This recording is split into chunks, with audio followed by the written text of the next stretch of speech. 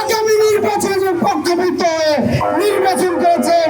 আগামী নির্বাচনে এভাবে করলে জনগণ মানবে না, মানবে না, মানবে না। আমরা প্রশাসনকে দায়িত্বহীন ভাষায় বলতে চাই, আপনারা যদি বলেই থাকেন যে লেভেল প্লেইং ফিল্ড আপনারা আমাদেরকে দিয়েছেন নির্বাচনের জন্য, এই যদি আপনাদের লেভেল প্লেইং ফিল্ড হয় তাহলে এই লেভেল প্লেইং ফিল্ডের উপরে আমাদের কোনো আস্থা নাই।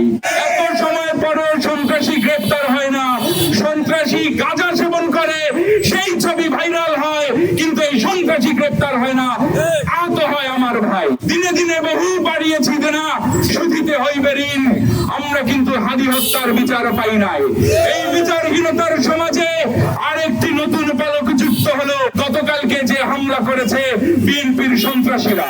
আমরা দায়িত্বহীন ভাষায় আরো বলতে চাই, আমরা প্রশাসনকে হুঁশিয়ার করতে চাই, আপনারা এই সমস্ত সন্ত্রাসীদেরকে স্পেস দিবেন না। আর আপনারা যদি এই সমস্ত সন্ত্রাসীদেরকে স্পেস দেন, পদলেহন করেন, পরিণতি অত্যন্ত ভয়াবহ হবে, যা সামাল দেওয়ার ক্ষমতা আপনাদের থাকবে না। নির্দিষ্ট একটি দলের নেতাদের পদলেহন বন্ধ করুন। আমরা দেখতে পাচ্ছি আপনারা সেগুলো করছেন, তা না হলে আপনারা এই সন্ত্রাসীকে গ্রেফতার করতেন। সিস্টেমের বিরুদ্ধে দাঁড়াতে, যে সিস্টেমে সাক্ষ্য দেবে না যে একজন মানুষকে তার ভিন্ন মতের বিরুদ্ধে কেউ কথা বললে তাকে মারধর করে রক্তাক্ত করলে সেখান থেকে পার পাওয়া যায়। আমরা অবশ্যই সেই বিচারহীনতার সংস্কৃতি চাইবো না। আমরা ইসলাম নির্ভর একটি জাতি গঠনে বদ্ধপরিকর। আমরা এক আল্লাহকে যদি ভয় পেয়ে থাকি, সেই রুহানি ক্ষমতাকে যদি আমরা ভর করে থাকি, তাহলে আমাদের রাজপথে ইসলাম কায়েম করতে কোনো বাধা থাকার কথা না। দীর্ঘ 17 বছর পরে আমরা চেয়েছিলাম একটি অবাধ ও সুষ্ঠু নির্বাচন, কিন্তু আমার প্রতিপক্ষ ভাইরা তারা সুষ্ঠু নির্বাচন চান না।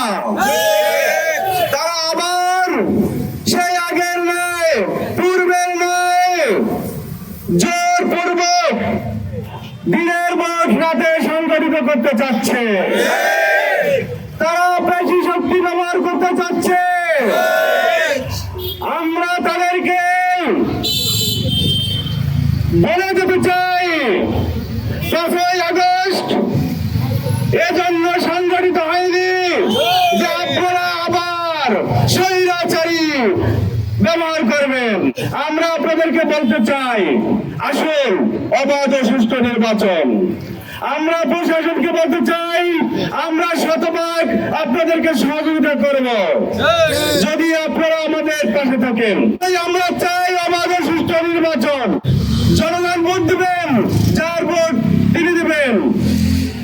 যিনি নির্বাচিত হবে আমরা তাদেরকে মেনে নেব ইনশাআল্লাহ। 24 ঘন্টা হয়ে গেল, আসামি এখনো দিনের বেলা হেঁটে বেড়াচ্ছে, দিনের বেলা ঘুরে বেড়াচ্ছে, কিন্তু প্রশাসন আয়োস করছে, প্রশাসন দেখাচ্ছে তাকে পাওয়া যাচ্ছে না।